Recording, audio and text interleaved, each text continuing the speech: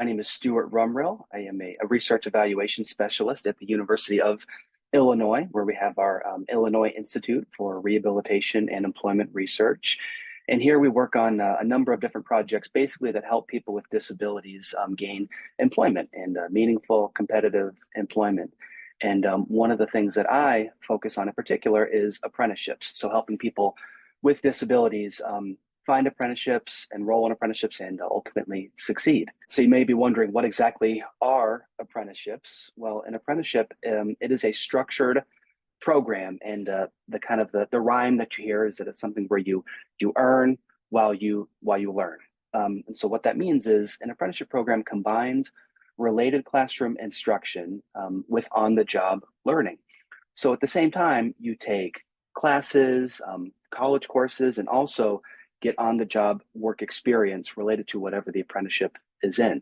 So for instance, say you do a welding apprenticeship, you'll be taking classes on just how to do welding, safety procedures, and then obviously you'll be working, doing the hands-on work too. You do all of that under the guide of a mentor who assists you. So therefore you are an apprentice. The other really cool thing about apprenticeships is that you get paid. You get paid for the learning and the work that you do. And you get paid quite a bit. By the time somebody completes a registered apprenticeship program, the average salary is about $80,000 to $90,000. So therefore, you get to earn while you learn. The programs, they last on average about 4 years, but they can last anywhere from about 1 year to 6 years. What makes apprenticeships unique compared to other educational options? So a couple things that make apprenticeships unique to other educational options is, number one, not only are the classes that you take, are they free, but again, you get paid for doing them. This is contrast that to somebody who goes to college for 4 years and takes out student loans. A typical college student can graduate with tens of thousands of dollars in debt. So if you go through an apprenticeship program, not only do you totally avoid that debt, but you're getting paid yourself. That mentorship component, having someone, typically a senior person working there to help you with that on-the-job learning, to guide you, giving you that more individualized support is something that I think is particularly unique to an apprenticeship program. And the thing too with apprenticeship programs, with the education component, you're taking courses, but it's a much more narrow focus. So again, if you're taking an apprenticeship in welding, all of your coursework is going to be about that. Whereas in college, you get a lot more of a broader and a more general education. So that narrow focus would be another unique thing about apprenticeship programs. What characteristics make a strong match for apprenticeships? So some personal characteristics that I think would make up a strong match for an apprenticeship program. Number one, if you're a beginner, so whether that means you're just totally new to the workforce, you're graduating high school, you're new to the world of work, or maybe you just want to do a new trade or work in a new industry. Apprenticeships are great for beginners because it's assumed you start at the very beginning with the baseline knowledge there. Number two, if you are a hard worker, apprenticeships are very rewarding.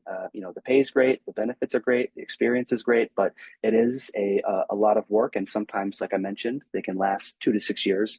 It's a long-term investment, so being prepared for that. If you're a person who's eager to learn and likes to learn, I think apprenticeships would be great for you because throughout those 2 to 6 years, you're going to learn a lot. And particularly so if you're a person who is more of a hands-on learner. Sometimes you hear people talk about, I'm a visual learner, or I'm an audio type learner, but doing a lot of the hands-on work with apprenticeships. And then finally, too, if you're somebody who enjoys mentorship and you enjoy and value learning from someone else, and if you're comfortable with that too, I think that would make you a great match for an apprenticeship program. What supports are available to students who are blind or have low vision? For students who are blind and low vision and have an interest in apprenticeships, first of all, let me say there are over, I think it's like 1,200 now, different occupations that are apprenticeable, for lack of a better term. And you may have some concerns about those with accessibility for people who are blind or low vision, but there's apprenticeships in all different kinds of industries, such as technology, and you even have some of the unique ones like I've heard of a beekeeping apprenticeship, culinary arts, many different things. So whatever you could imagine. So there's certainly something for you there. In terms of supports, um, registered apprenticeships are overseen by the United States Department of Labor, which follows the Americans with Disabilities Act, which mandates employers, or in this case, apprenticeship sponsors, to provide reasonable accommodations to people with disabilities, such as those who are blind and low vision.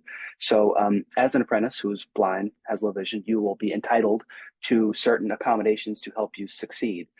So I would certainly recommend discussing that with the employer, the apprenticeship sponsor, to identify what some of those accommodations could be. That's something that you would be entitled to as a person with a disability in an apprenticeship program.